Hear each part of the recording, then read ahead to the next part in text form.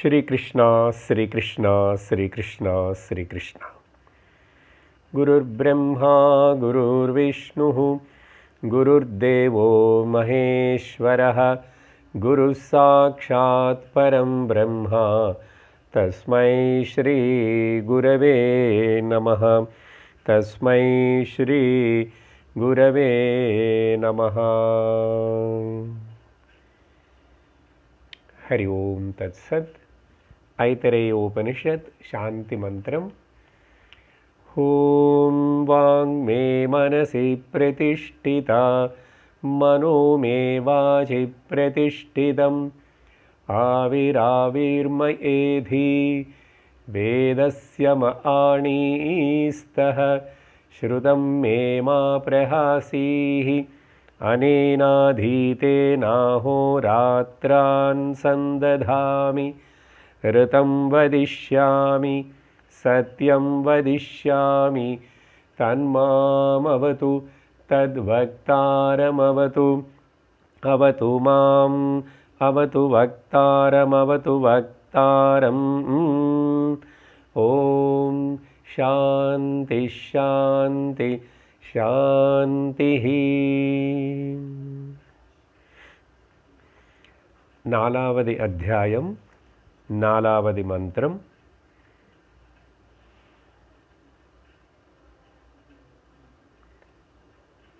सोऽस्यायमात्मा पुरुषेभ्यः कर्मभ्यः प्रतिधीयते पुण्येभ्यः कर्मभ्यः प्रतिधीयते अथास्यायमितर आत्मा कृतकृत्यो वयोगतः प्रैति स इतः प्रयत्नेव पुनर्जायते तदस्य तृतीयं जन्म। பல வகையான சிருஷ்டி விஷயங்கள் எல்லாத்தையும் பற்றி பேசினதுக்கு பிறகு ஜீவாவுடைய என்ட்ரி இந்த சரீரத்தில், அதுக்கப்புறம் அந்த ஜீவனுடைய யாத்திரை பற்றி சொல்லும்போது இந்த ஜீவக்கு எங்கேயுமே ஒரு ஸ்டெடினஸ் இல்லாமல் அவன் ஒரு இடத்துலேருந்து இன்னொரு இடத்துக்கு மாறிட்டே இருக்கிறான். அந்த 3 இடங்களின் பிரதம ஆவசத, த்விதீய ஆவசத, திருத்தீய ஆவசதः అని சொல்லப்பட்டது. அது இப்போது கடந்த வாரம் பார்த்த ஸ்லோகங்களுக்குள்ள 2 ஜன்மங்களின் பற்றி சொன்னதுக்கு பிறகு 3வது ஜன்ம பற்றியும் சொன்னார் இந்த 4வது மந்திரத்தில். முதல் ஜன்ம புருஷ பீஜத்திலோ அப்பாவுடைய சரீரத்துக்குள்ளே போய் நிற்கிறது முதல் ஜன்ம. அதுக்கப்புறம் அந்த சரீரத்திலிருந்து அம்மாவுடைய சரீரத்துக்குள்ளே தங்கிறது த்விதீய ஜன்ம. அப்பா சரீரத்திலிருந்து அம்மா சரீரத்துக்கு வர்றது த்விதீய பிரதம ஜன்ம. அம்மா சரீரத்திலிருந்து வெளியில் ஸ்வசரீரம் அடையிறது த்விதீய ஜன்ம. அதுக்கப்புறம் மறுபடியும் இறந்து போய் வயசானதுக்கப்புறம் இன்னொரு சரீரத்துக்கு போகிறது பேர் திருத்தீய ஜென்ம. ஸோ ஜென்ம சொல்லும் போது இப்படி வரும். அதே ஆவசத்தை சொல்லும் போது புருஷ சரீரத்தில் முதல் ஸ்டேஜ், அம்மா சரீரத்தில் 2வது, 3வது வெளியில் வந்ததுக்கப்புறம் அவனுடைய சொந்த சரீரத்தில் நிற்கிறது. இப்படி இந்த 4வது மந்திரத்தில் 3வது ஜென்மத்தினை பற்றி சொல்கிறதுக்கு முன்னாடி அந்த மனிதனும் தானும் பெருசாகி வயசாகி சரீரம் விடுறதுக்குள்ள அவனுக்கு குழந்தைகள் பிறந்திருப்பாங்க. அவனுக்கு நாமகரணம் பண்ணுறது, அவனுக்கு சம்ஸ்காரங்கள் பண்ணுறது, தர்மத்தினை குலதர்மத்தினை கொடுக்கறது, விருத்தி தர்மத்தினை, குலதர்மத்தினை, குடும்ப தர்மத்தினை, எல்லா விஷயங்களையும் அவன் பையனுக்கு கொடுக்கணும் அப்படின்னு சொல்லி குழந்தைகளுக்கு அம்மாவுக்கு அப்பாவுக்கு இருக்கிற ருணம், பேரண்ட்ஸு பெற்றோர்களுக்கு குழந்தை மேலே இருக்கிற ருணம்னா அவங்க செய்ய வேண்டிய கடமை, இப்படி அந்த விஷயத்தின் கூட நம்ம விஸ்தாரமாக பார்த்திருக்கோம். அதனால் அப்போது பேசும்போது நிறைய விஷயங்கள் தாய் தந்தைகளாக குழந்தைகளுக்கு என்ன பண்ணணும் அப்படின்னு, இல்லை நம்ம பெருசாகிட்டோம், நம்ம அப்பா அம்மாவுக்கு பெரியவங்களுக்கு நம்ம எப்படி பண்ணணும், என்ன செய்யணும், நிறைய விஷயங்கள் சொல்லியிருக்கோம். அதனால் இப்போது அத்தனை விஷயங்களை கேட்டோம். கேட்டதுனால இவన్నీ இதெல்லாமே இப்போ தான் கேட்குறோம், எங்களுக்கு ஒன்றும் தெரியல, இது முன்னாடி இதெல்லாம் நாங்கள் பண்ணல, எங்கள் அம்மா அப்பா இருக்கும்போது அவங்கள ஒழுங்காக பார்த்துக்கல, அவங்கள நண்பாக பார்க்கல, அவங்களுக்கு கடைசி காலத்தில் செய்ய வேண்டியது செய்யலை அப்படின்னையோ, இல்லை குழந்தைகளுக்கு கூட நாங்கள் இப்படிப்பட்ட ஒரு நல்ல சம்ஸ்கார விஷயங்கள் எதுவுமே சொல்லிக் கொடுக்கல, எதுவும் இப்படிப்பட்டு கவலைப்படாமே அத்தனை கேட்டிருக்கோம் இல்லையா? அப்போது என்ன பண்ணணும், நம்மளால் அதெல்லாம் பண்ண முடியலை. ஆனால் இப்போ நானும் சத்தியம் தத்துவம் தெரிஞ்சுக்கணும்னு விரும்பி உபனிஷத்து கேட்குறேன், சத் சங்கத்துக்கு வரேன்னா அப்போது என்ன யோசிக்கணும், கவலைப்படாமல் இருக்கணும். முதல்ல கவலைப்படாமல் இருந்து என்ன பண்ணணும், இப்போ நம்முடைய பெரியவங்களை உயிரோடு இருந்திருந்தால் அவங்களனே ஒழுங்காக பார்த்துக்குங்கோ, அவங்களுக்கு தினந்தோறும் நமஸ்காரம் பண்ணுங்க. அப்புறம் நம்மளுக்கு வயசாகிடுதுன்னு சொன்னால் நம்ம வானப்பிரஸ்த ஜீவிதத்தினை அனுசரித்து வாழறதே நம்ம பழகணும். அப்புறம் குழந்தைகளுக்கோ பேத்தி பேரர்களுக்கோ சொல்லி ஏதாவது நல்ல விஷயத்தினை கன்வே பண்ண முடியுதா பண்ணுங்கோ. அப்புறம் ஞானம் அடையிறதுக்கு முயற்சி பண்ணிகிட்டே இருக்கணும். ஞானஸ்திதி ஞான நிஷ்டர்களாகி ஜீவன் முக்தி அடையிறதுக்கு நம்ம முயற்சி பண்ணணும். தவிர அது பண்ணலை இது பண்ணலை இது இப்படியா அப்படியான்னு சொல்லி கவலைப்படக்கூடாது. அதுதான் புரிஞ்சுக்கணும். அதுக்கு பிறகு இன்றைக்கி நம்ம அஞ்சாவது மந்திரத்தை ஆரம்பிக்கிறோம். இது ஜஸ்ட்டு படிக்கல இன்னைக்கு.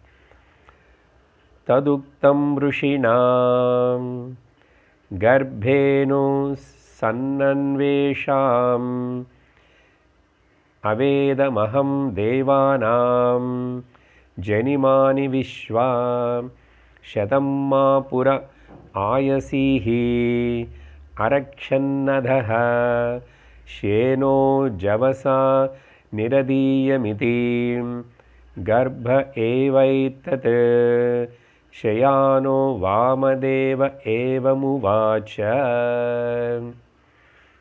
இப்படிப்பட்ட இந்த ஜீவபாவத்தோடு இருக்கிற சம்சாரத்திலோ ஜனன மரண சக்கரத்திலோ சுற்றிட்டுருக்கிற இந்த ஜீவனை அநேக சரீரங்களிலோ மாறிக்கொண்டே போயிட்டே வந்துட்டு இருக்கிற இவன் இதில் யாரோ எவனோ எப்போ அவன் இந்த சர்க்கிள் சக்கரத்தில் தப்பிச்சுக்குவான் ஞானம் அடைஞ்சு.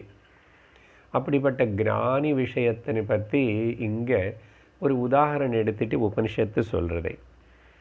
ததுக்தம் ருஷினா, இது இப்படி அந்த ருஷினால் சொல்லப்பட்டது.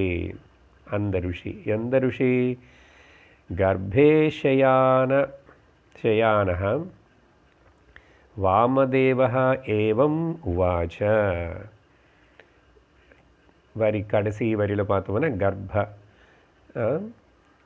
கர்ப்பே ஏவ தத் ஷயானஹ, கர்ப்பே ஏவ தத் ஷயான, கர்ப்பத்தில் இருக்கும்போதே இப்படிப்பட்ட ஒரு ஞானம் ஏற்பட்டு அந்த வாமதேவனு அப்படி பேசியிருக்கான் நம்ம கர்ப்பத்தில் இருந்து. இது எல்லாருக்கும் அப்படி நடக்குமா சார்? என்ன கர்ப்பத்திலே ஞானம் வருதுன்னது அதை ஒரு உதாரண சாஸ்திரத்தில் உபனிஷத்து சொல்கிறது. அது அப்படி இருக்கட்டும், எக்ஸப்ஷனல் கேஸாக.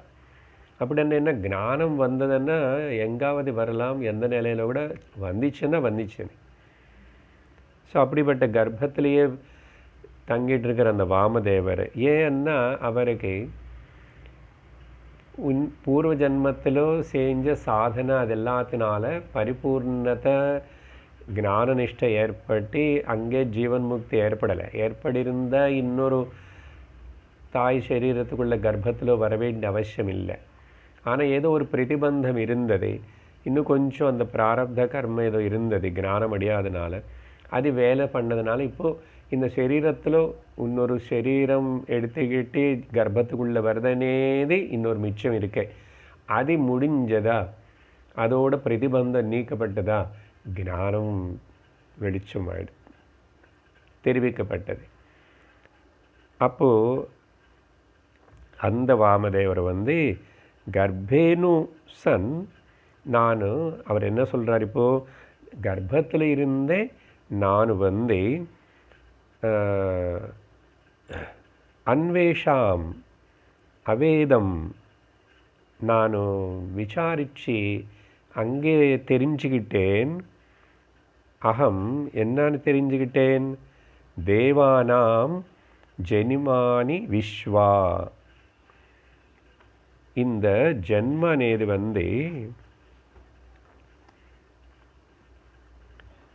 ஜென்ம అనేది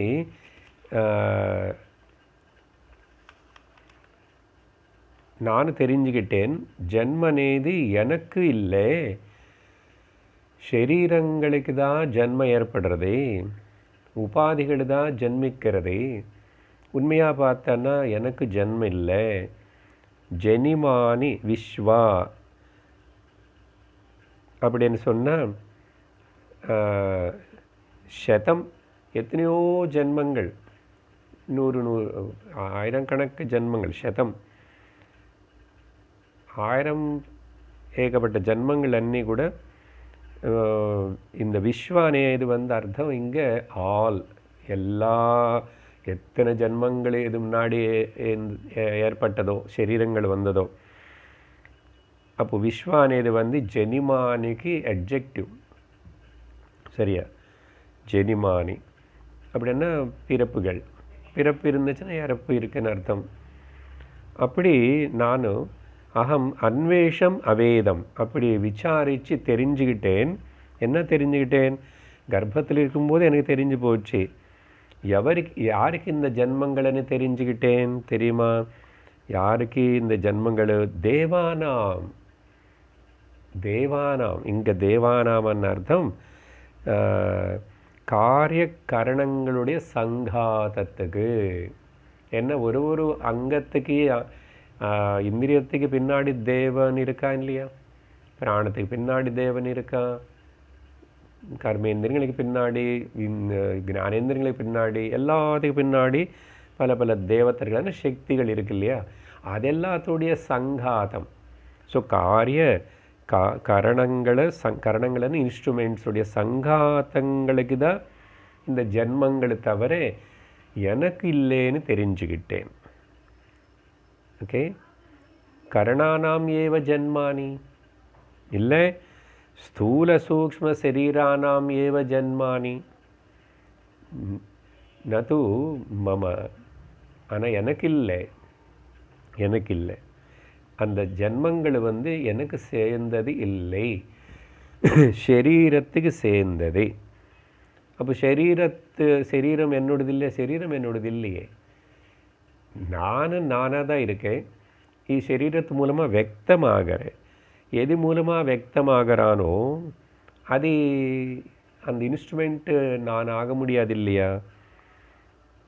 భగవద్గీతలో అలా కఠోపనిషత్తులో అది జ్ఞాపకపడుతుగిట్ట విషయం, నజాయతే మ్రియతే వా కదాచిత్ నాయం భూత్వా భవితా వా న భూయః అజో నిత్యశాశ్వతోయం పురాణః న హన్యతే న హన్యమానే శరీరే. ந ஹன்யதே ஹன்யமானே சரீர, ஒரு நாதா வரும் அப்படின்னு சொல்லிட்டு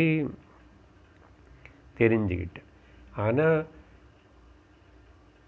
என்னாயிடுச்சு, மா புரஹா அயசீஹி சதம், அந்த சதம் வார்த்தை இங்கே சேர்த்துக்கிறோம். இந்த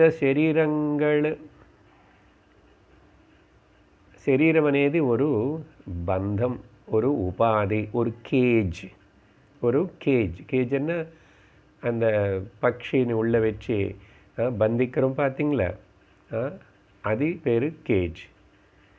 அந்த மாதிரி புரஹா, இங்கே புரஹான்னு சொல்கிற, புரஹான்னா பட்டணம்னா ஒரு தங்குற இடம்.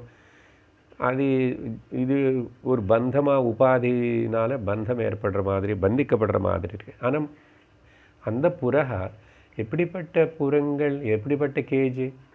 இரும்புனால் அயசீபுரக, இரும்புனால் செய்யப்பட்டன்னா அவ்வளோ வெளியில் தப்பிச்சுக்க முடியாமல் பந்திக்கப்பட்ட ஜெயிலில் வைக்கும்போது குற்றவாளினி என்ன சாதாரணமான சின்ன பிளாஸ்டிக் வயிறு வச்சே கட்டுவாங்க கது இல்லையே. அவன் என்ன பிரயத்தனம் பண்ணாலும் உடைக்க முடியாத அளவுக்கு ஸ்ட்ராங்காக ஜெயில் கம்மிகள் எல்லாம் இருக்கும் பார்த்தீங்களா, கது பூட்டு எல்லாமே. அப்படி இந்த శరీరమనే பஞ்சரத்தில் பஞ்சரமா கேஜ் இரும்புனால் செய்யப்பட்ட அப்படின்னு அவ்வளோ ஸ்ட்ராங்காக பந்திக்கப்படுற மாதிரி. இதெல்லாம் கூட 100 எத்தனையோ வாட்டி இந்த மாதிரி புது புது பஞ்சரங்கள் வந்தது, கேஜிகள் போயிடுது. அது யார்? சரீரத்துக்கு. மா எனக்கு இல்லை, மா து மம எனக்கு இல்லை. அப்படி இருக்கிறவனு நான் அப்படிப்பட்ட அந்த சரீரத்தில் பந்திக்கப்பட்டதுக்கு அப்புறம் என்ன ஆகிடும்? அரக்ஷன்னா உள்ளே பந்திக்கப்பட்டு வெளியில் தப்பிச்சு போகாமல் பூட்டிட்டு அங்கே உள்ளே வச்சுருக்க மாதிரி நான் பந்திக்கப்பட்டேன். எப்போ ஞானம் இருக்கிறதுக்கு முன்னாடி நான் பந்திக்கப்பட்டேன்னு நினச்சிட்ருக்கேன். அப்புறம் இப்போது தேகம் நான் இல்லை, தேகத்துக்கு தான் அந்த బంధం జన్మ అనేది சொன்னபோது தேகமே இல்லைம்போது தேக அபாவே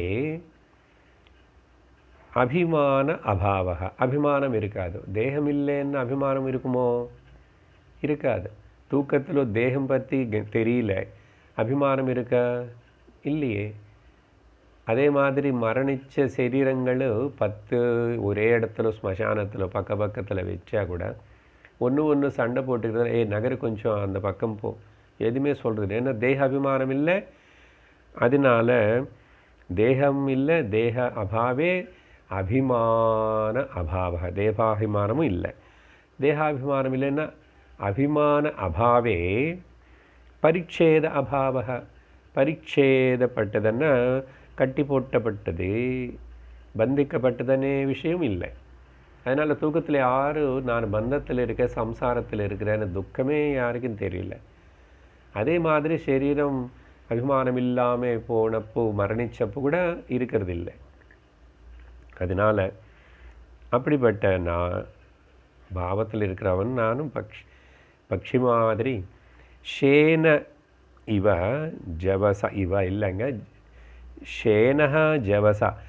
எப்படியோ அந்த பஞ்சரம் அது அதோடைய கேஜுடைய கதவு எப்படியோ கொஞ்சம் திறந்து வச்சுட்டான், மறந்து எப்படியோ. அப்போது அந்த பறவை வெளியில் வந்து பட்டனே ரொம்ப நேக்க அப்படி பறந்து போயிடும். ஜவசான்னா நேக்லி ரொம்ப தெளிவோட உபாயத்தோட சட்டுன்னு அந்த பஞ்சரத்தில் பந்திக்கப்பட்ட பறவை எப்படி தப்பிச்சு போகிறதோ அப்படி நிரதீயம் நான் அப்படி தப்பிச்சுக்கிட்டேன்.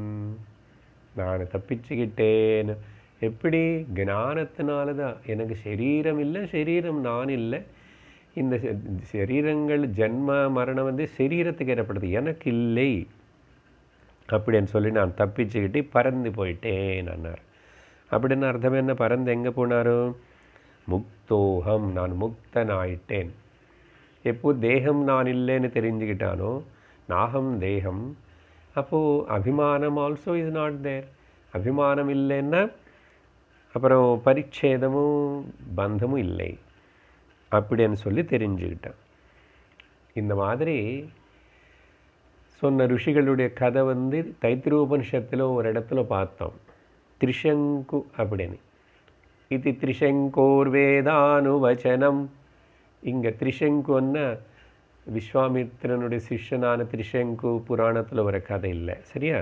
இந்த திரிசங்கு ருஷி வேறு.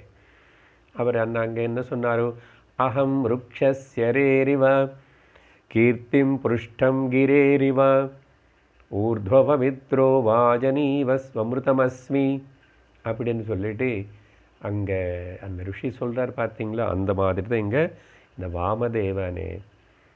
அப்புறம் பிறந்து வந்ததுக்கப்புறம் தான் வெளியில் பேர் வச்சு அவர் வாமதேவர். ஆனால் கர்ப்பத்தில் இருக்கும்போதே அறிவு. ஓகே, அப்படி அந்த வாமதேவர் ருஷி சொன்னார் அப்படின்னு சொல்லி. ஸோ என்ன அவர் தெரிஞ்சுக்கிட்டாரு, இந்த தேகங்களுக்கு தான் பிறப்பு இறப்பு தவிர இதில் நான் பந்திக்கப்படலை. நான் என்னோடய ஸ்வரூபத்தினை தெரிஞ்சுக்கிட்டான்னா, அப்படி தெரிஞ்சுக்கிட்டேன். அந்த தெரிஞ்சுக்கிறதுக்கு பேர் தான் பறந்து போகிறது. அந்த தெரிஞ்சுக்கிறது எப்படி? ஞானம் ஏற்பட்டது. ஞானம் எப்படி வந்தது? குரு கிட்ட போய் சாஸ்திரம் படித்ததுனால ஏற்பட்டது. அது ஏதோ பிரதிபந்தத்தினால அந்த தெளிவு வராமல் தடமாகவே தடைப்பட்டு இருக்கிறதுனால அது ஒரு நாளைக்கு சட்டம் நீக்கப்பட்டது. எல்லா பிரதிபந்தம் நீக்கப்பட்ட அந்த ஞான வெளிச்சம் பிரகாசிக்கும்.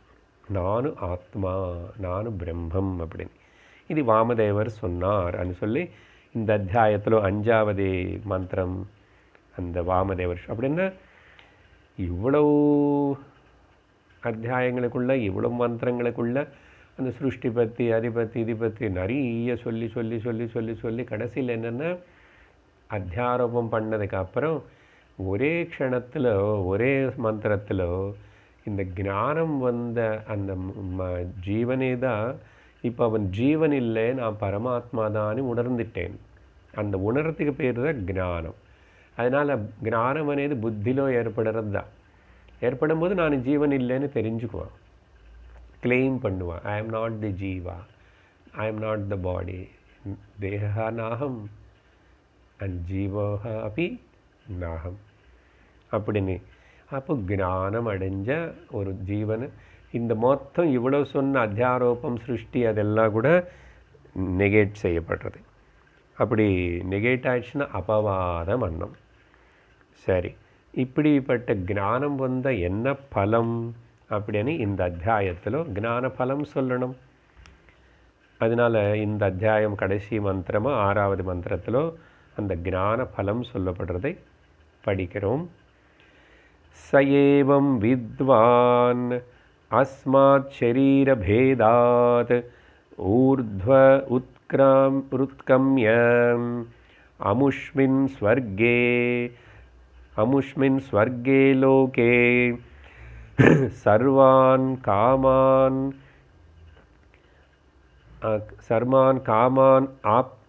ஆப்த்வா அம்ருதஹ சமபவத் யதாஸ்தானம் கர்ப்பிண்யஹ அப்படின்னு இந்த அத்தியாயம் 6வது மந்திரத்தோடு முடிகிறது. ஞான பலம். வித்வான், இப்போ மேலே வித்வான் ஞானின்னு பற்றி பேசுகிறோமா? வித்வான் எந்த வித்வான்? யோ வேத்தி ஏவம் வித்வான் அப்படின்னா யஹ வேத்தி, யார் வித்வான்னா வேத்தி இது வித்வான், யார் தெரிஞ்சுக்கிட்டானோ.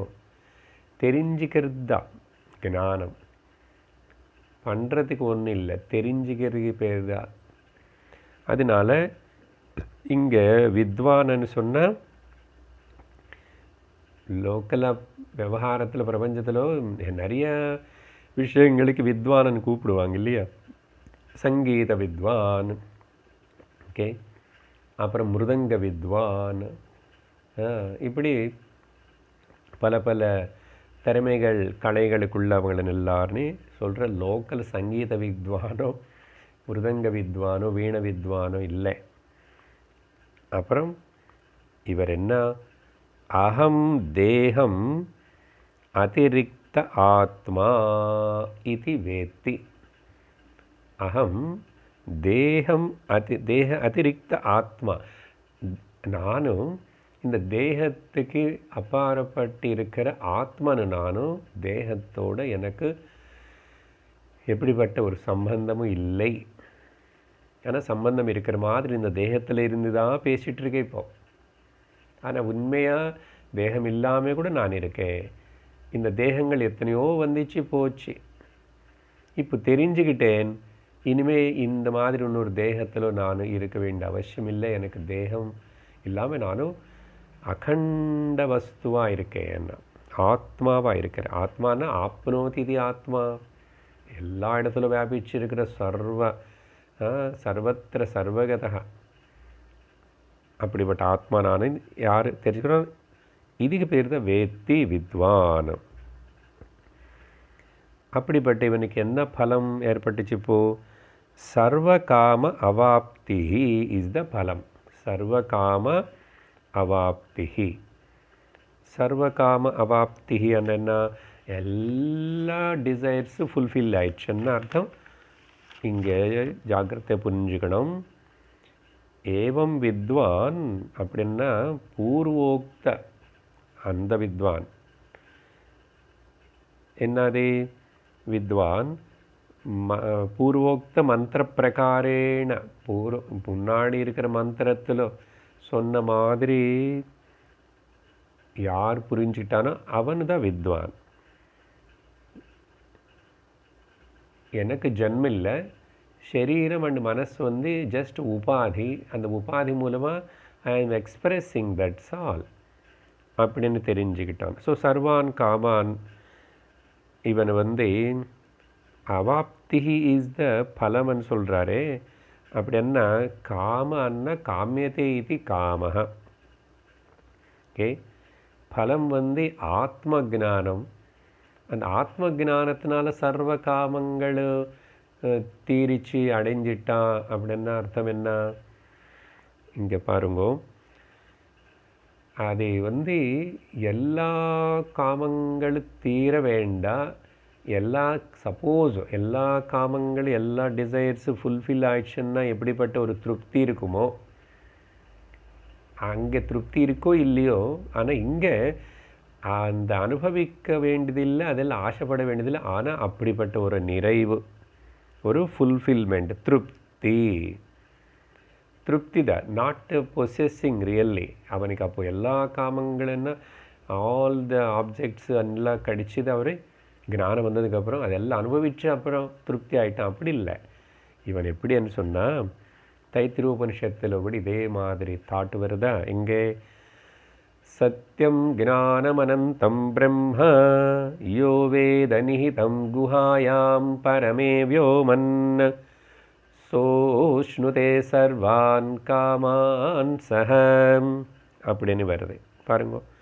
சத்தியம் ஞானம் அனந்தம் பிரம்மா அப்படின்னு யோ வேத நிஹிதம் குஹாயாம், அவரோட ஹிருதயத்தில் அவனே தனக்கு ஸ்வரூபத்தினை நான் சத்தியம் ஞானம் அனந்தம் ஆனந்தம்னு தெரிஞ்சுக்கிட்டானோ அவனுக்கு எல்லா காமங்களும் ஃபுல்ஃபில் ஆன மாதிரி தான் அப்படின்னு அங்கேயும் பார்த்தோம். ஓகே, அதனால தான் இந்த திருப்திக்கு பேர் தான் சர்வான் காமான் அவாப்திஹி. என்ன நாரத பக்தி சூத்திரத்திலோ கூட இந்த விஷயம் சொல்லப்பட்டதா. அப்போ பக்தி பராபக்தின்னு பற்றி வர்ணிக்கும் போது நாரதரும் சஹ திருப்தோ பவதி, அந்த பக்தனு திருப்தோ பவதி துஷ்டோ பவதி ஆத்மாராமோ பவதி. பாருங்க, திருப்தி துஷ்டி. துஷ்டின்னாவே திருப்தி தான். நிறைஞ்ச அப்பா எதுவுமே எனக்கு வேண்டியதில்லை, எதுவுமே அடைய வேண்டியதில்லை அப்படின்னு ஒரு நிறைவு பூர்ணம். இது வந்து லோக விவகார போக விஷயங்களுக்குள்ளே வரவே வராது. இப்படிப்பட்ட ஒரு நிறைவு யாருக்கு வராது. ஸோ லோகத்தில் சுகங்கள் அனுபவிச்சுட்டே ஐ ஆம் ஃபுல்லி சாட்டிஸ்ஃபைடுன்னு சொல்கிற மனுஷன் இப்போ வரைக்கும் ஒருத்தனும் பிறக்கலை, இனிமேவும் பிறக்க மாட்டான். ஏன்னா அந்த போகங்கள் అనేది அப்படி அதில் பூர்ண திருப்தி வரத்துக்கு வாய்ப்பே இல்லை. எங்கே பூர்ணத்துவம் இருக்கிறோ அந்த பூர்ணத்துவத்தினை உணர்ந்தால் தானே. இதில் எங்கே பூர்ணத்துவம் இருக்கே? அதே எல்லாமே ஜடந்தான், அதே எல்லாம் அனித்தியம்தான், எல்லாமே அதையே விகார சகிதமானது தான். அப்போது அதிலோ இல்லை. அதே மாதிரி பகவத்கீதையில் கூட இதே அபிப்பிராயத்தை பார்த்தோம்.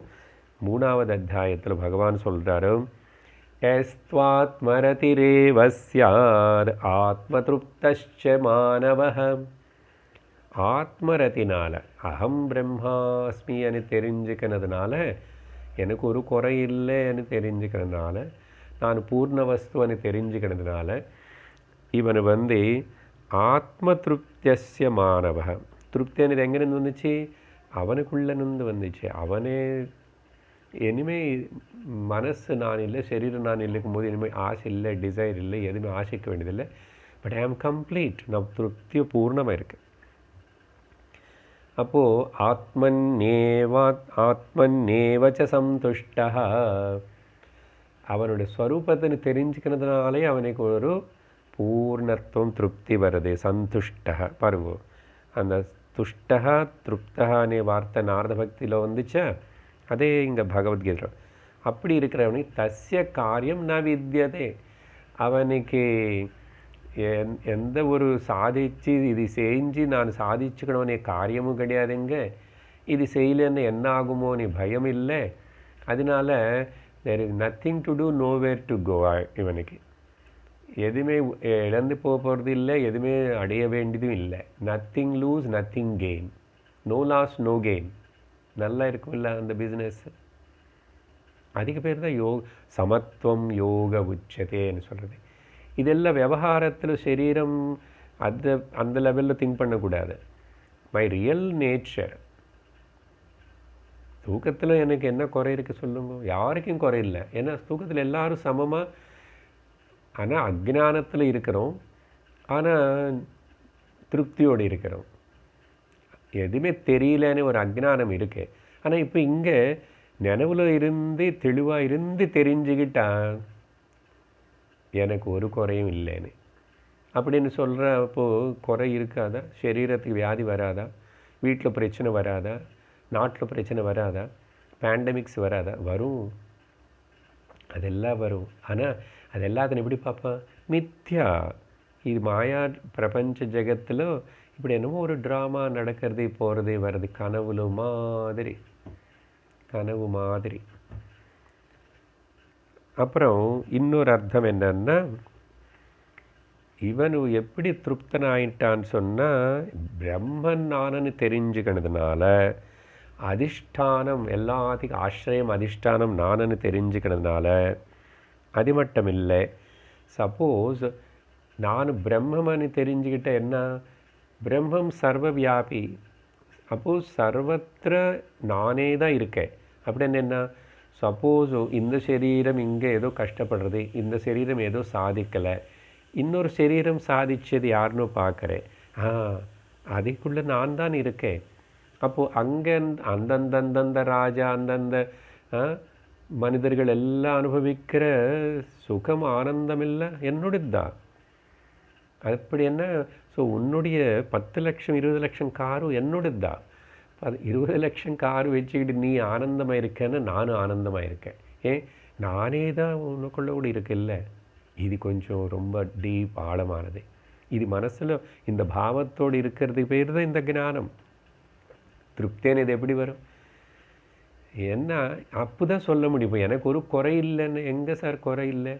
இந்த சரீரத்துக்கு குறை இருக்கு, வியாதிகள் இருக்கு, மூப்பு வருது, நான் பணக்காரன் இல்லை, அப்புறம் உலகத்தில் பெரிய பணக்காரன் இன்னொருத்தர் இருக்கான், நான் அவ்வளோ அழகாக இல்லை, யாரோ அழகாக இருக்கான். அப்போது நானே தான் அது கூட. அப்படி சர்வாத்ம பாவம் வந்ததுனால, சர்வாத்ம பாவம் வந்திதாகணும். எப்போ நான் பிரம்மம்னு தெரிஞ்சுக்கிட்டானோ, பிரம்மம் உனக்கு ஒரு பிரம்மம் எனக்கு ஒரு பிரம்மம் கிடையாது. அதனால he is happy with the happiness of everybody. He is the achiever of all the achievements by everybody. சரியா? பிரம்மமனை பாவம் வந்ததுனால. ஸோ இந்த ஆங்கிளில் கூட இப்படி. அதனால தான் எல்லாத்துலேயும் எல்லோருக்குள்ளேயும் அந்த பிரம்மம் இருக்குது. அந்த பிரம்மம் நான் தான். இப்போது எனக்கு இந்த சரீரம் மூலமாக சாதிக்கலைன்னு ஏன் நான் கவலைப்படணும்? அதனால தான் பொறாமை வராது ஞானிக்கு. பாருங்கள், பொறாமை வராமல் இருக்கணும்னா இப்படி இதுதான் மார்க்கம். வேறு என்ன இருக்கு? அப்புறம் திருப்தி ஆனந்தமாக இருக்கணும் என்ன மார்க்கம்? மையேவ சகலம் யாதம் மை சர்வம் பிரதிஷ்டிதம் மை சர்வம் லயம் யாதி அடிக்கடிக்கு சொல்கிறோமா இந்த ஸ்லோகம். அதோட அர்த்தந்தான் இங்கே. அதனால இவனை வந்து சர்வான் காமான் அவாப்திஹி, சர்வான் காமான் ஆப்த்வா, ஆப்த்வான்னு சொல்லப்பட்டது. அப்புறம் அப்படி சொல்லி நிறைவு வந்தது இவனுக்கு. அப்படின்னு அர்த்தம், ஜீவிச்சுட்டு இருக்கும்போதே ஜீவன் முக்தன் நான் ஆயிட்டேன். அப்புறம் சரி, ஜீவன் முக்தி பலம், இங்கே திருப்தி பலம். அப்புறம் ஊர்த்வம் உத்கிரமிய, ஊர்த்வம் உத்கிரமிய.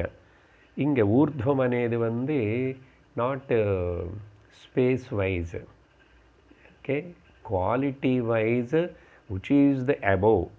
எது அதிஷ்டானமாக இருக்கின்றனதோ, எது ஆசிரியமாக இருக்கின்றனதோ எல்லாத்துக்கும், எது சர்வத்திர இருக்கின்றோ அந்த ஹையர் கிரேடுன்னு சொல்கிறதுனால தவிர ஊர்துவம் అనేది இங்கே ஸ்பேஸ் வைஸ் இல்லை, வேறு ஏதோ லோகமாக நினச்சக்கூடாது. உத்கிரமிய அப்படின்னா பராந்த காலே, பராமிருதா பரிமுச்சந்தி சர்வே అని படிக்கிறோம். அதில் பூர்ணகும்ப மந்திரத்தில் பராந்த காலம் இங்கே இல்லை, ப்ராக்கெட்டில் நம்ம சப்ளை பண்ணிக்கணும். பராந்த காலம் அந்த சரீரம் விட்டுனதுக்கப்புறம் ஊர்துவம் உத்கிரமியான்னா அவனை வந்து அந்த ஹையர் பிரம்மன்னு தான் தெரிஞ்சுக்கிட்டான்னா அதனால அவனை வந்து என்ன ஆயிடுச்சு, அவனு சர்வான் காமான் அப்படின்னு சொல்லும்போது இங்கே சொல்லி ஸ்வர்கலோகே அப்படின்னு இன்னொரு வார்த்தை இருக்கு. ஊர்துவம் உத்கிரமியான்னா இந்த வார்த்தைகளை நம்ம ஜாக்கிரதை புரிஞ்சுக்கலன்னா, ஓ இவனை இறந்ததுக்கப்புறம் மேலே லோகத்துக்கு போய், மேலே லோகமாக ஜீவன் முக்தி ஞானிக்கு இங்கே போகிறது வர்றது கிடையாது, லோகமும் கிடையாது. ஆனால் இங்கே ஊர்துவலோகம் உத்கிரமியான்னு சொல்லி ஸ்வர்கலோகனே வார்த்தை சொல்கிறதுனால அமுஷ்மின் ஸ்வர்கே லோகே. ஸோ சர்வான் காமான் ஆப்த்வா அப்படின்னு ஸ்வர்கலோகே. அது அந்த வேர்டு அப்படியே எடுத்துக்கிட்டால் ஜாகிரதையை சிந்திக்கணும். இல்லைன்னா ஓ ஸ்வர்கலோகத்தை போய் ஆனந்தம் எல்லாம் அனுபவிக்கிறானா? ஸ்வர்கலோகத்தை போகிறதுக்கு ஞானம் தேவையில்லை. ஜோதிஷ்ட ஹோமம் யாகம் யஜ்னம் பண்ணால் போதும், ஸ்வர்க்கத்துக்கு போய் ரம்பா ஊர்வசி டான்ஸு அங்கெல்லாம் அந்த போகங்கள் எல்லாம் அனுபவிக்கலாம். அதுக்கு எதுக்கு ஞானம்? அதுக்கு எதுக்கு வந்து வேதம் உபனிஷத்தை படிக்கிறானே? இப்போ ஜாகிரதை புரிஞ்சுக்கணும். உபனிஷத்தை எந்த பாவத்தில் சொல்கிறதே, இவன் வந்து சரீரம் விட்டுனதுக்கப்புறம் இவனுக்கு திருப்தி இருக்கிறதுனால ஸ்வர்கே லோகே, அந்த ஸ்வர்க்கமனே வார்த்தை எதுக்கு உபயோகப்படுத்துறது இங்கேன்னு சொன்னால், அவன் வந்து ஸ்வர்க்கமன்னா இன்னொரு அர்த்தம் பிரம்மன் அர்த்தம் இந்த கான்டெக்ஸ்டில். என்ன சார் அப்படி இல்லை, ஸ்வர்க்கம் என்னதுங்க பிரம்மம் என்னதுங்க? ஏன்னா கவுன பிரயோகான்னு சொல்லப்படும் இது சாஸ்திரத்தில். ஏன்னா பிரம்ம ஸ்வர்க்கம் ஆனந்தம் கொடுக்கும், ஸ்வர்க்கத்தில் எக்ஸ்ட்ராடினரி ப்ளெஷர்ஸ் ஆனந்தம் கொடுக்கும். ஸோ ஸ்வர்க்கம் ஆனந்த ஹேது, அப்புறம் பிரம்மனு கூட ஆனந்த ஹேது. அதனால ஹேதுத்வ குண சாமான்யாத்தன்னு ஒரு நியாயம். ஸ்வர்க்கமும் ஆனந்த ஹேது, ஆனால் அந்த ஆனந்தம் பர்மனெண்ட்டாக அது என்ன எவ்வளோ குவான்டிட்டி அதெல்லாம் தெரியல. ஆனந்த ஹேது ஸ்வர்க்கம். அப்புறம் பிரம்மன் கூட ஆனந்த ஹேது, பிரம்மஸ்வரூபம் ஆனந்தம்.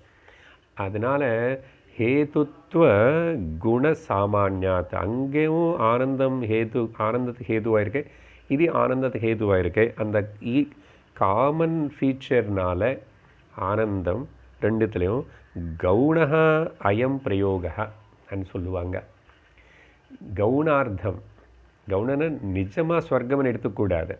அந்த விதத்தில் ஸ்வர்கே லோகே, கேனோபனிஷத்தில் கூட இந்த பதம் இப்படி தான் அந்த பிரம்மஜானிக்கு ஜீவன் முக்தனுக்கு ஸ்வர்கே லோகேன்னு அங்கேயும் ஒரு மந்திரத்தில் உபயோகப்படுத்தப்பட்டது. அப்புறம் ஏன் சார் அப்போது ஸ்வர்கலோகம்னா நீங்கள் அப்படியே ஸ்வர்கலோகம்னே எடுத்துக்கூடாது அப்படின்னு ஒருவேளை கேள்வி கேட்டால் எதுக்கு மாற்றி சொல்கிறீங்கன்னா, நம்ம விம்ஸ் அண்ட் ஃபேன்சிஸுக்கு மாற்றி சொல்கிறதில்ல, ஆலோசிக்கணும். என்ன பக்கத்தில் பார்த்த இப்போது அப்புறம் அமிர்த சம பவத்து అని முடிக்கிறது. அவனை அமிர்த சமம் ஆயிடுவான். மிருதம் இல்லாதது என்ன? ஸ்வர்க்கத்துக்கு மிருதம் இல்லையா? ஸ்வர்க்க சுகங்களுக்கு லிமிட்டேஷன் இல்லையா? க்ஷீணே புண்ணியே ஏகம் புக்தம் ஸ்வர்கலோகம் விஷாலம் க்ஷீணே புண்ணியே மத்தியலோகம் விஷயந்தி అని பகவத்கீதையில் சொன்னார். அதெல்லாம் டெம்பரரி தான். கம்பேரிட்டிவ்லி பார்க்கும்போது இங்கே மேலே அங்கே கொஞ்சம் ஜாஸ்தி, ரொம்ப நாள் வாழலாம், அப்படி இருக்கலாம் இப்படி இருக்கலாம். ஆனால் பர்மனெண்ட் இல்லையே, புண்ணியத்தினால. புண்ணியம் குறைய குறைய முடிஞ்சு போயிடும், வீசா டைம் முடிஞ்ச மாதிரி. அதனால் இது ஸ்வர்கலோகம் అని எடுத்துக்கிட்டால் பக்கத்தில் இந்த அமிர்த சமபவத் ஆகாது. ஸ்வர்க்கம் அமிர்தத்துக்கு சமானம் இல்லையே, அமரணமான ஸ்திதி இல்லையே. ஸ்வர்க்கம் டெம்பரரி தான், நல்லா புரிஞ்சுக்கணும். ஸ்வர்க்கத்தில் இருக்கிற தேவதைகளுக்கு பேர் சாதாரண அமரர்கள்னு சொல்லுவாங்க. அமரர்கள் என்ன, அப்புறம் என்ன, மரணமே இல்லையண்ணா இருக்கு. ஆனால் இந்த மனுஷலோகத்தில் ஆயுஷ்ன்னு பார்க்கும்போது தவிர பிரம்மதேவனுக்கு கூட மரணம் இருக்குங்க. அவருக்கு ஒரு காலகட்டம் இருக்குங்க அவரோட பதவி முடியறதுக்கு. அப்போ மிச்சம் எல்லாம் கேட்பானே. அப்படி தான் எல்லா தேவதைகளுக்கும் இருக்கு, எல்லா லோகங்களுக்கும் லிமிட்டேஷன்ஸ் இருக்கு. அப்போது அந்த லோகமன்னாவே அது வியாவகாரிக பிரபஞ்சத்துக்குள்ளே தான் அது வரும். அப்போது அமிர்தா பவத் சமபவத் அనే வார்த்தை உபயோகப்படுத்த முடியாது. ஆனால் உபனிஷத்து அதை உபயோகப்படுத்துறதுனால அதிக முக்கியத்துவம் கொடுத்துட்டு இந்த ஸ்வர்கே லோகே అనేది செகண்டரி மீனிங்காக கவுனப்பதமாக பிரயோகமாக எடுத்துக்கணும். புரிஞ்சுதா? அதனால் அமிர்தா சமபவத்தன்னா அப்போ அர்த்தம் என்ன ஆயிடுச்சு? இனிமே ஜனன மரணமனே இன்னொரு தேகம் அவனுக்கு ஏற்படாது அப்படின்னு விதேக முக்தி கூட. அப்போது ஜீவன் முக்தி, அப்புறம் இங்கே சர்வ காமான்னு ஆப்துவா திருப்தி ஏற்பட்டதுனால அதுக்கப்புறம் இவன் சரீரம் ஊர்துவம் உத்கிரமியன்னு சரீரம் விட்டுனதுக்கப்புறம் பராந்த காலே விதேக முக்தி. இதுதான் பலம். அந்த ரெண்டும் அப்போது கடைசியில் இந்த மந்திரத்தில் அமிர்தா சமபவத் இன்னொரு வாட்டி கூட அமிர்தம் சேர்த்துக்கலாம். ரெண்டு வாட்டி சொல்கிறதுக்கு காரணம் அவதாரணார்த்தம். அப்படின்னா இது சத்தியம், இது புரிஞ்சுக்கோ அப்படின்னு அவதாரணார்த்தம். இல்லைன்னா giving the guarantee card. Upanishad guarantee card கொடுக்கறது. அதனாலையும் அத்தியாயம் முடியறதுனாலையும் இந்த பதத்தினை ரெண்டு வாட்டி உபயோகப்படுத்திட்டு இந்த அத்தியாயம் முடியறது. பல சொல்லியாச்சு. அப்போது முதல்ல சொன்ன சிருஷ்டி பிரகரணம் இதெல்லாமே கூட சம்சார வர்ணனம் கேட்டு நமக்கு வைராக்கியம் வரணும். ஓ, இதோடைய பொசிஷன் இவ்வளோதானா, இதோட உண்மை சத்தியத்துவம் இவ்வளோதானான்னு. அப்புறம் இந்த 3 ஆவசதா அனைதையும் சொல்லியிருக்கான். எங்கேயுமே பர்மனெண்ட் இல்லை, அங்கே போனால் கொஞ்ச நாளுக்கு அப்புறம் இங்கேன்றேன்.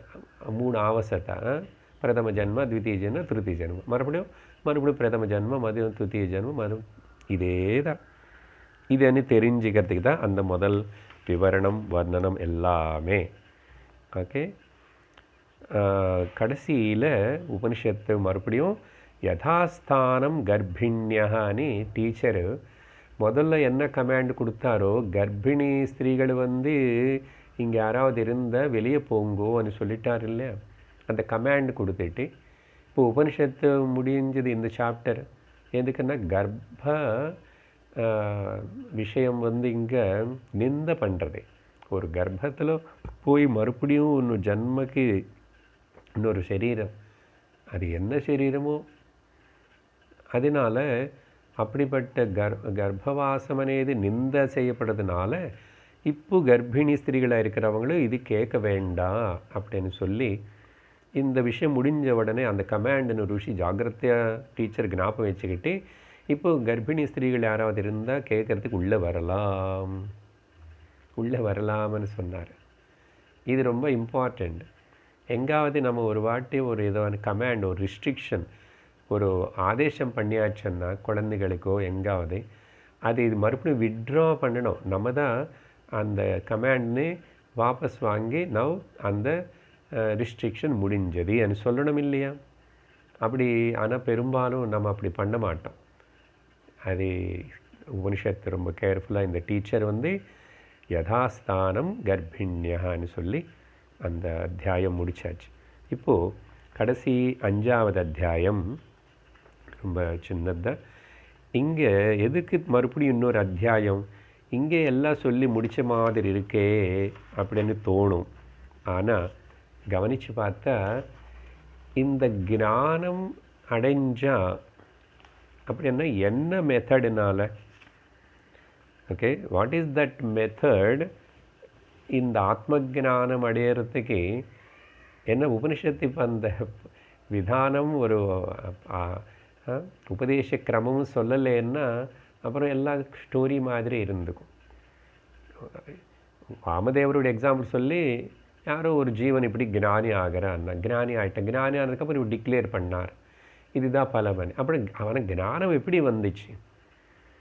அந்த ஞானத்துடைய மெத்தட், ப்ரொசீஜர் என்னது கூட மகா வாக்கிய தத்துவ விசார உபதேசத்தை நீங்கள் பண்ண போகிறது உபனிஷத்து.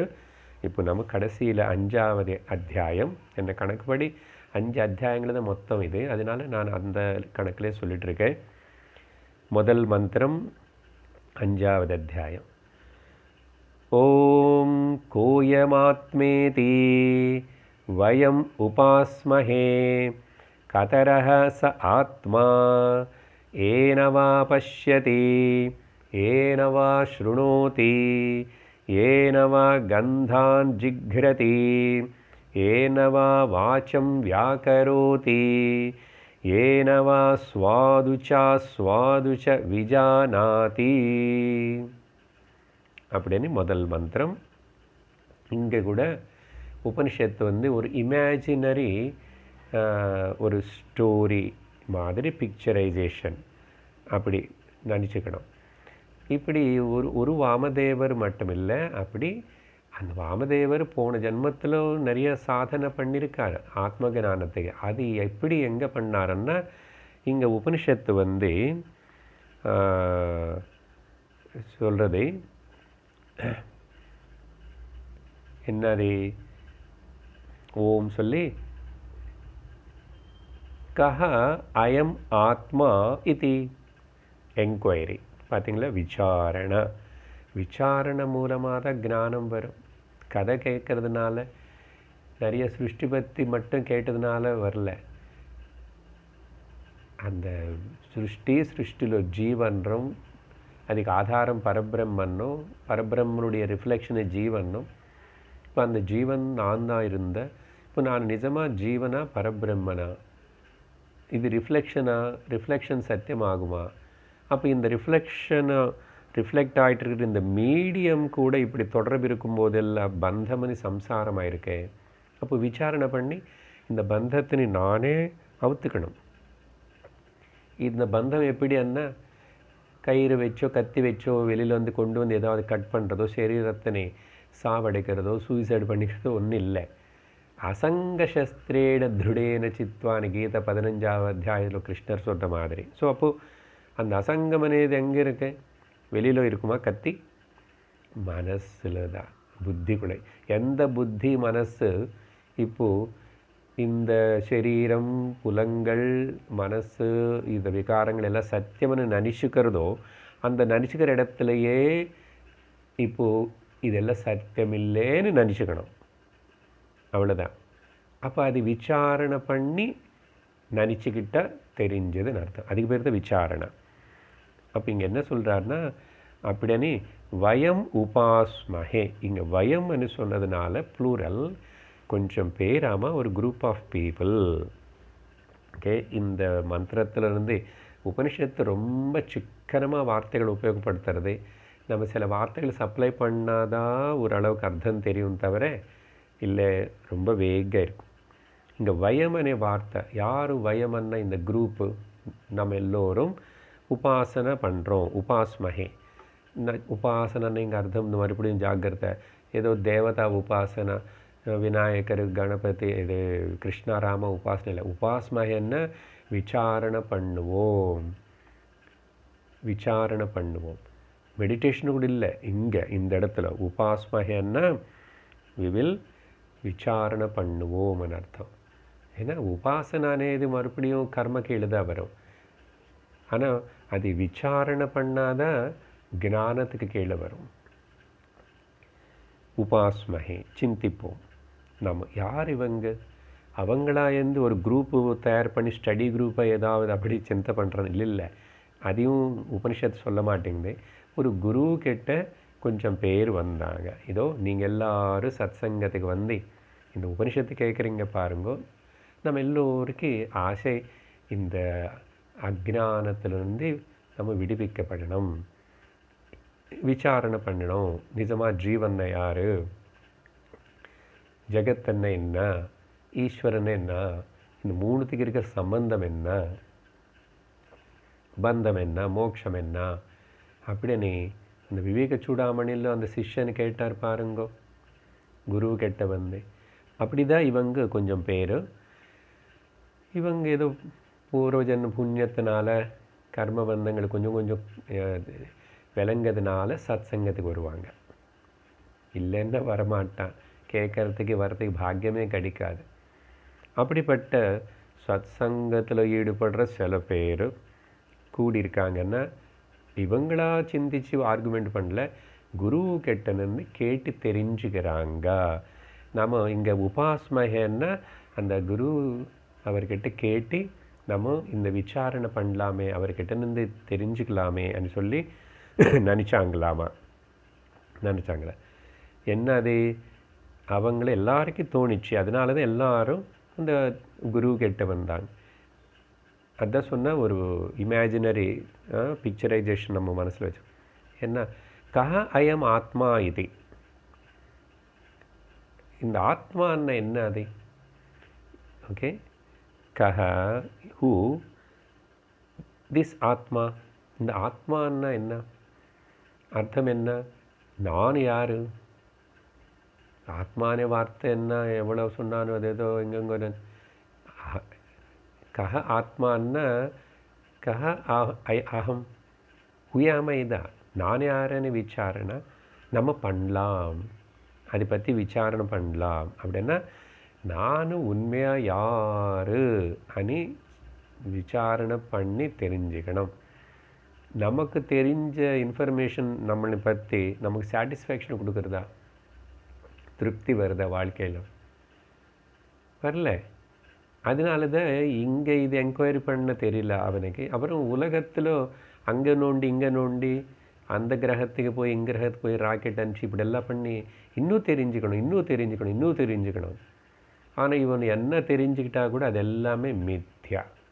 கனவுல எத்தனையோ தெரிஞ்சு பார்த்துக்கிற மாதிரி தான் இந்த வெளிய உலகம் கூட. அங்கே மறக்கக்கூடாது. அப்போது நான் யாரనే விசாரணை பாஹ்யமாக வெளியில் பார்த்தா விசாரிச்சா வராது. இங்கே நானுன்னு எங்கே தோணுறதோ, யாருக்கு தோணுறதோ, யார் கிளைம் பண்ணுறானோ நான் எனக்குள்ள என்னை பற்றி விசாரணை பண்ணணும். இது அதனால சப்ஜெக்டிவ்ன்றோம். புரிஞ்சுதா? அப்போது கஹ அயம் ஆத்மா இது வயம் உபாஸ்மஹே. ஓகே అని சொல்லி அப்புறம் உடனே ஒரு கேள்வி கேட்குறாங்க அவங்க. கதரஹ ச ஆத்மா. ஓகே, கதரஹன்னா டியூயல் கேஸில் சொல்லும்போது தான் அவுட் ஆஃப் தீஸ் டூ இந்த ரெண்டுத்தில் எது ஆத்மா அப்படின்னா என்ன, அவங்களுக்கு ஏதோ ஓரளவுக்கு கொஞ்சம் முதல்ல படிச்சுட்டா கொஞ்சம் கேள்விப்பட்டிருக்கான் தெரிஞ்சிருக்கிறான்னு அர்த்தம். கதரஹ ச ஆத்மா. கதரஹ ச ஆத்மா கேள்வி, அதோடு அந்த சென்டென்ஸ் முடியறது. இங்கே சிந்திக்கணும், கதரஹ అనేది வந்து ரெண்டுத்துக்கு நடுவில் கம்பேர் பண்ணி சொல்லும்போது டுவெல் கேஸில் தான் கதரஹ. இந்த ரெண்டுத்தில்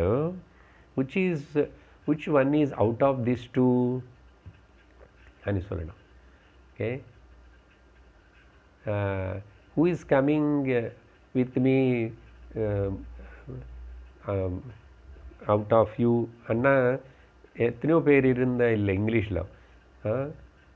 from in both of you who is hungry now அப்படின்னு சொன்னால் இங்கே ரெண்டு பேரில் யார் ஹங்கிரி, யாருக்கு பசி இருக்கேன், அந்த மாதிரி இங்கே கதரஹ. இங்கே நம்ம கொஞ்சம் சிந்திச்சுக்கணும், சிலது இங்கே சொல்லாத விஷயங்கள் இருக்கு. ரெண்டு விஷயங்கள் இருக்கு, ஒன்று வந்து ஜீவான்னு சொல்லியிருக்கோம், இன்னொன்று வந்து பரபிரம்மான்னு சொல்லியிருக்கோம் இல்லையா.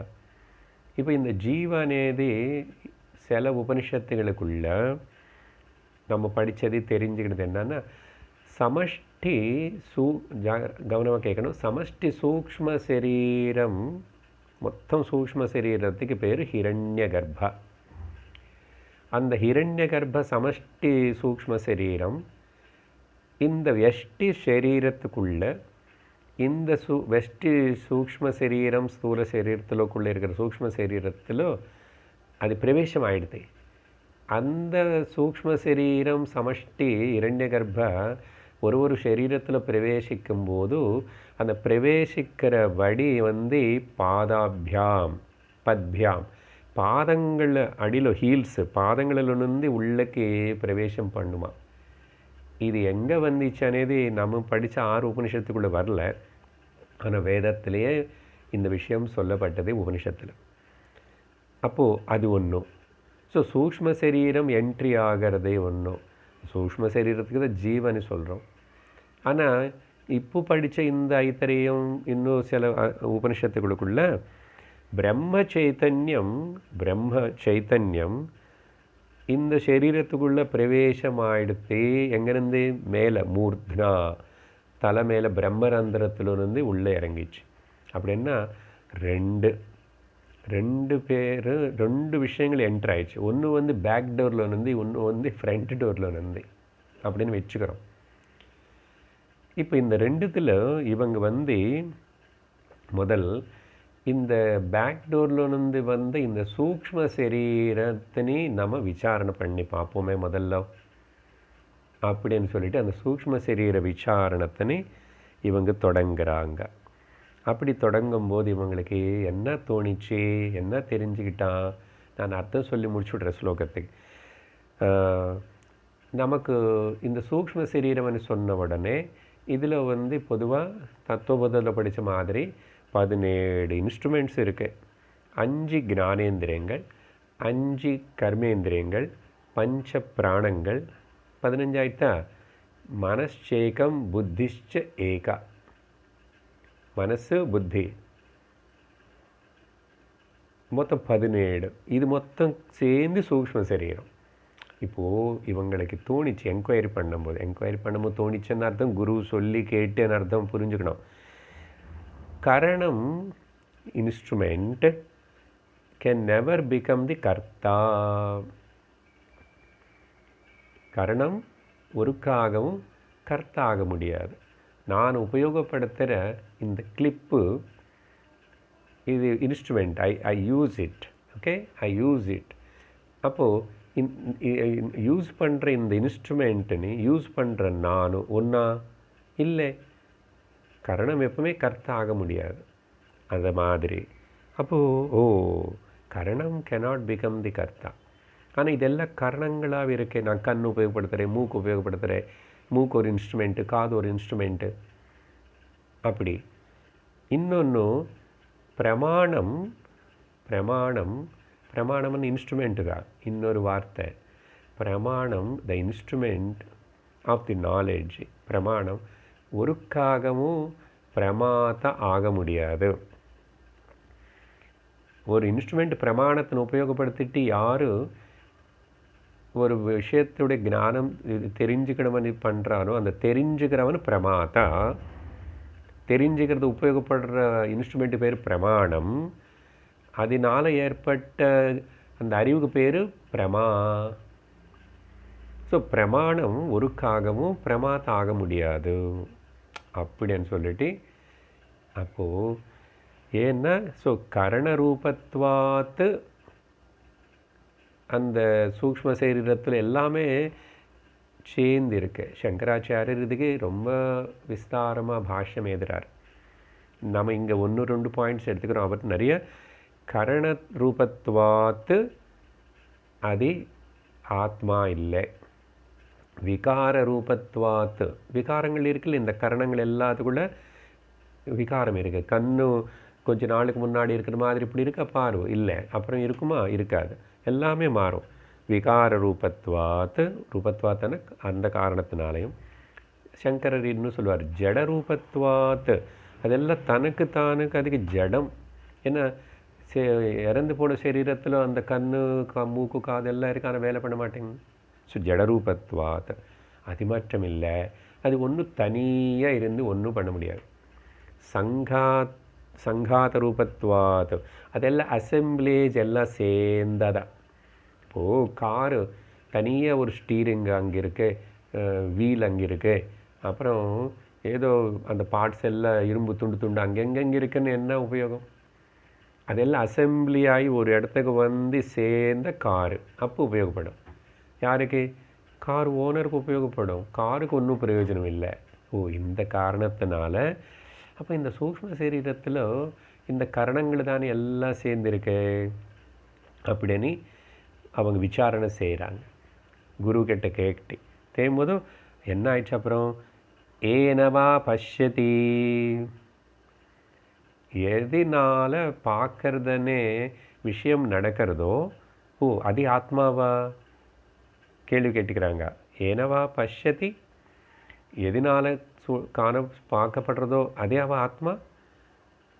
ஆனால் அங்கே பதில் கொடுக்கல. நம்மளே ஒரு கேள்வியை புரிஞ்சுக்கிட்டு ஓகே, அப்புறம் பதிலும் நம்ம சொல்லிக்கணும். உபனிஷத்தை அங்கே சொல்ல மாட்டேங்குது. என்னது? ஏனவா பஷ்யதி, எதனால பார்க்கப்படுறது அது ஆத்மாவா? ந இது, அது இல்லை. அதே மாதிரி ஏனவா ஸ்ருணோதி, ந கேட்குற இன்ஸ்ட்ருமெண்ட்டாவா ஆத்மா? இல்லை. என்ன கரணம் எப்போ விட கர்த்தாக முடியாது. அப்புறம் ஏனவா கந்தான் ஜிக்ரதி, எதனால கந்தம் ஸ்மெல்லு தெரிஞ்சுக்கப்படுறது அதே ஆத்மா? ந அது இல்லை. அப்புறம் ஏனவா வாச்சம் வியாக்கரோதி, எதனால அந்த வார்த்தைகள் வெளியே வர்றது வாகிந்திரியம் அதே ஆத்மா?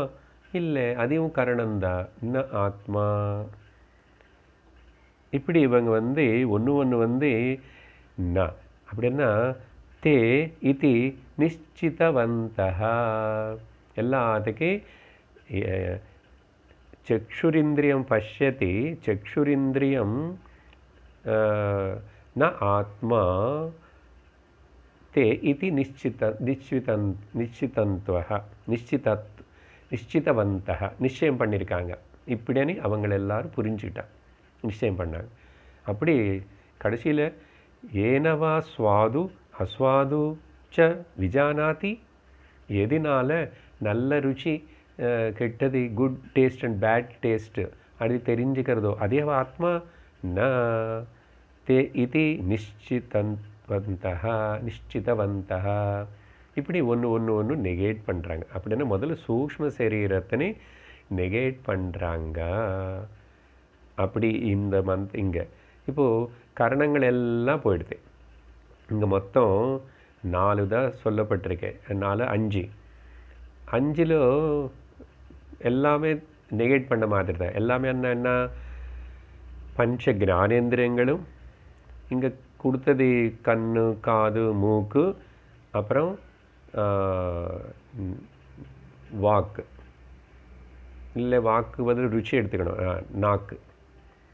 4 சொல்லியாச்சு. அப்படின்னா 5வது கூட துவக்கும் சேர்த்தியாச்சு. ஆனால் ஒரே ஒரு கர்மேந்திரியம் சொல்லப்படுறது, வாகிந்திரியம் கர்மேந்திரியம். மிச்சம் நாளும் என்ன கர்மேந்திரங்களுக்குள்ள வாக்கு தான் ரொம்ப பவர்ஃபுல்லானது, அதையும் நெகேட் பண்ணியாச்சு. அப்போது நம்ம சப்ளை பண்ணிக்கணும், பஞ்ச பிராணங்களும் நெகேட் பண்ணியாச்சுன்னு அர்த்தம். இப்போ இன்னும் வேறு என்ன இருக்கு, அந்த கரணம் இருக்கு, அதுக்கு பேரே கரணம். கரணம்னா இன்ஸ்ட்ருமெண்ட்டு, அந்த கரணம். அந்த அந்த கரண நெகேஷன் கூட அடுத்த 2வது மந்திரத்தில் இருக்கும். அதை நம்ம அடுத்த வகுப்பில் பார்ப்போம். ஓம் பூர்ணமத பூர்ணமிதம் பூர்ணாத் பூர்ணமுதச்யதே பூர்ணஸ்ய பூர்ணமாதாய பூர்ணமேவாவசிஷ்யதே. ஓம் சாந்தி சாந்தி சாந்தி. हरिः ओम श्री गुरुभ्यो नमः. हरिः ओम. हरि ओम तत्सत्.